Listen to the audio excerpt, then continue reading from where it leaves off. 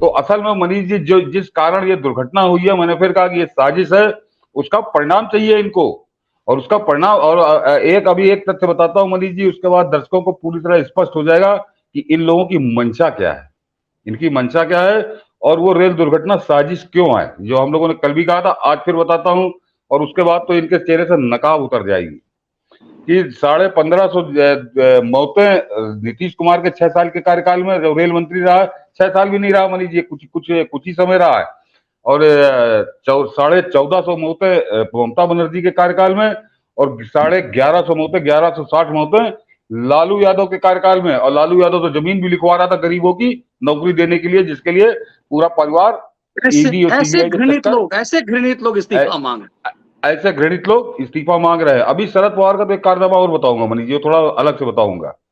तो ये लोग इस्तीफा मांग रहे हैं, और अश्विनी वैष्णव का इनको शर्म नहीं आ रही कि ये 1400 1500 लोगों के मौतों के जिम्मेदार, और नरेंद्र मोदी के 9 साल के शासनकाल में अभी तक नहीं हुआ। लेकिन मनीष जी जरा एक बात गौर करिए कि आज मैंने बड़े ध्यान से देखे सारे चैनल, मैं मूलतः कभी कभी नहीं देखता हूँ, वो जब कभी कोई ऐसा मुद्दा आता है तब जरूर देखता हूँ, क्या बात है, जैसे यही दुर्घटना थी, कि आज मैंने कांग्रेस की पूरी प्रेस कॉन्फ्रेंस सुनी उस पवन खेड़ा की, जो बिल्कुल अझेल होती है, सह नहीं सकता आदमी, लेकिन मैंने उसको सुना। उसके बाद यूट्यूब पर दोबारा सुना, वो शक्ति सिंह गोहिल को सुना, वो भी उसी के साथ था।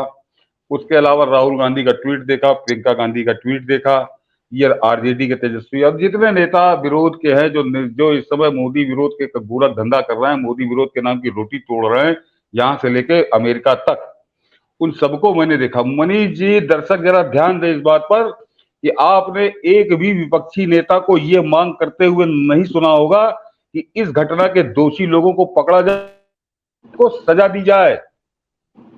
मैं बहुत गंभीर बात कह रहा हूं, जरा एक बार फिर से गौर कर लीजिएगा, कहीं आपको नकली अखबार में मिलेगी ना, किसी न्यूज चैनल पर। वो पवन खेड़ा और शक्ति सिंह गोहिल, उन्होंने आधे घंटे की प्रेस कॉन्फ्रेंस की, लेकिन उन्होंने ये कतई नहीं मांग की कि इस रेल दुर्घटना में जिसमें 300 आदमियों की मौत हो गई, इसकी जांच करके जिम्मेदार को पकड़ा जाए और उनको कठोर दंड दिया जाए। कैसे कह सकते हैं, ये कैसे कह सकते हैं, जरा समझिए। न तेजस्वी यादव ने मांग की, न नीतीश कुमार ने मांग की, न ममता बनर्जी ने मांग की, न राहुल गांधी ने मांग की, न प्रियंका गांधी ने मांग की। इनमें से किसी ने यह मांग नहीं की कि इस दुर्घटना के जिम्मेदार आदमी को पकड़ा जाए और उसको कठोर दंड दिया जाए। ये कर ही नहीं सकते, ये कर ही नहीं सकते। इसका कारण कल वाले मैंने बताया था कि ये एक बड़ी सोची समझी साजिश है मनीष जी, दुर्घटना। तो जरा सोचिए कि ये देश के प्रधानमंत्री का इस्तीफा मांग रहे हैं, ये देश के रेल मंत्री का इस्तीफा मांग रहे हैं, क्योंकि उस साजिश का ये फायदा मिलना था इनको, कि इनको यही था कि इसके बाद हम ये मांगेंगे तो इनको उस जिम्मेदार आदमी जो 300 हत्याओं का जिम्मेदार है, वो उस आदमी के लिए इन्होंने एक शब्द नहीं बोला उसके खिलाफ, उसका जिक्र ही नहीं है। चाहे इनके कोई बयान आप उठाकर देख लीजिए कि ये कह रहे हो कि उसके दोषी को पकड़ा जाए या कौन जिम्मेदार है पता किया जाए, ये जांच के। और इसके अलावा मनीष जी, आज तो बेशर्मी के साथ वो पवन खेड़ा उस पूरी साजिश पर पर्दा डालने में जुटा हुआ था। उसके पास कौन सा ऐसा थर्मामीटर लगा हुआ है, वो बैठ के दिल्ली में बता रहा था, वो कोई चिट्ठी निकाल के लाया सदर्न रेलवे की, साउथ सेंट्रल रेलवे की, वहां का कोई एजीएम है, कि उसने लिखा था कि कोई सिग्नल कहीं फेल हुआ था, तो उसने उस टेक्निकल एरर की तरफ दिखाया था। पता नहीं वो, एक तो भगवान जाने कांग्रेसियों विश्वास नहीं कि वो ओरिजिनल थी या फर्जी लेके आए थे, ये भी जरा जांच करावे प्रधानमंत्री। लेकिन अगर मैं उसको सही भी मान लूं तो वो कोई टेक्निकल थी, वो पकड़ ली गई थी, उसके बाद वो वैसा कोई हादसा हुआ नहीं। उसने कहा कि इस पर सावधानी बरतनी चाहिए, ये कमी है। तो ये इस तरह से उसको प्रेस कॉन्फ्रेंस में प्रस्तुत कर रहा था कि ये भी उसी तरह की गलती, बिल्कुल उसने कहा कि जैसे वो गलती थी, अगर वो गलती सुधार ली जाती तो आज ये दुर्घटना ना होती। यानी सीधे सीधे ये कह रहा था कि ये तकनीकी गलती के कारण हुई है, ये किसी साजिश को या किसी आदमी को पकड़ा जाए जो इसका जिम्मेदार है, उसके लिए अभी से कांग्रेस ने बैटिंग करनी शुरू कर दी है। जरा समझिए कि कोई, मैंने अभी आपको गिनाया कि नाम लेके कोई नेता ये नहीं कह रहा कि जिम्मेदार को पकड़ा जाए, उसको सजा दी जाए। और पवन खेड़ा और शक्ति सिंह गोहिल आज वहां बैठकर प्रेस कॉन्फ्रेंस में ये बता रहे थे कि ये तो फरवरी में साउथ सेंट्रल रेलवे के एक अधिकारी ने कहा था तो वो हो गया, इसीलिए ये दुर्घटना हो गई। यानी इन्होंने निष्कर्ष निकाल के फैसला सुना दिया कि इसके लिए कोई जिम्मेदार नहीं है, इसके लिए कोई कर्मचारी या कोई अधिकारी जिम्मेदार नहीं है, इसके लिए देश का प्रधानमंत्री जिम्मेदार है। यानी किसी की गिरफ्तारी होगी तो ये कांग्रेसी ताल ठोक कर ये आरजेडी, ये नीतीश कुमार, ये ममता बनर्जी उस अपराधी 300 हत्याओं के जिम्मेदार उस साजिशकर्ता को बचाने में जुट जाएंगे, जिसके संकेत इन्होंने अभी से देने शुरू कर दिए हैं। अन्यथा इनकी जवान घिसी जा रही थी, इन्होंने ये मांग ही नहीं की, बिल्कुल जिक्र ही नहीं किया। एक और इनके सारे प्रवक्ताओं को मैंने सारी डिबेट में सुना, मैं यही देख रहा था कि देखूं ये कहते क्या हैं। ये उसको बचाने में जुटे हुए हैं, ये सारा प्रधानमंत्री रेल मंत्री में जुटे हैं। इनको इससे कोई मतलब नहीं है। 21 आदमी ने ये 300 आदमी की जानें ले ली। तो ये और मनीष जी जो कल हम लोगों ने कहा था वो भी दर्शकों कर दूं कि आज उस बात की पुष्टि हो गई कि ये साजिश ही है। कल प्रधानमंत्री की सक्रियता, रेल मंत्री को आप देख रहे हो, रेल मंत्री ने कहा था 48 घंटे में इसके परिणाम आ जाएंगे, जो हम टेक्निकल जांच करा रहे हैं कि इसकी वजह क्या है। लेकिन 48 घंटे बाद परिणाम नहीं आए। 48 घंटे बाद रेलवे बोर्ड ने इस दुर्घटना की जांच सीबीआई को सौंप दी है। मनीष जी, ये भी पहले कभी नहीं हुआ, जहां तक मुझको होश है, कि रेल दुर्घटना हो, प्रधानमंत्री पहुंच जाए, रेल मंत्री लगातार 48 घंटे तक वहां पर रहे और 48 घंटे के भीतर उस दुर्घटना की जांच सीबीआई को सौंप दी जाए। और मेरा मानना है कि सीबीआई से अभी ये जांच एनआईए के पास भी जाएगी, ये एनआईए के पास भी जाएगी। उसका कारण है मनीष जी, जरा वो फोटो दिखाइए केबिन की, मैंने डाली है मनीष जी, दर्शकों को जरा समझा दो कि वो उसके बाद और ज्यादा मैंने कहा था कुछ तथ्य अभी सामने आ जाए, कल तक नहीं आए थे। आज मैंने कई स्क्रीनशॉट करके निकाली है फोटो। ये नहीं है मनीष जी, ऊपर पर, हाँ ये फोटो है मनीष, ये दो फोटो है, इसी में है। इसके फोटो पे यही फोटो दिखाइए मनीष जी, दर्शक बड़ा करके जी। ये दर्शक जरा देख ले मनीष जी, ये घटना स्थल के पास की फोटो है ये। और ये जो दोनों मैंने एक नीचे चिन्हित कर दिया है, थोड़ा लॉन्ग शॉट है, वो बिल्कुल क्लोजअप है वाला, कि मनीष जी घटना स्थल के बिल्कुल बगल में ये केबिन है रेलवे का।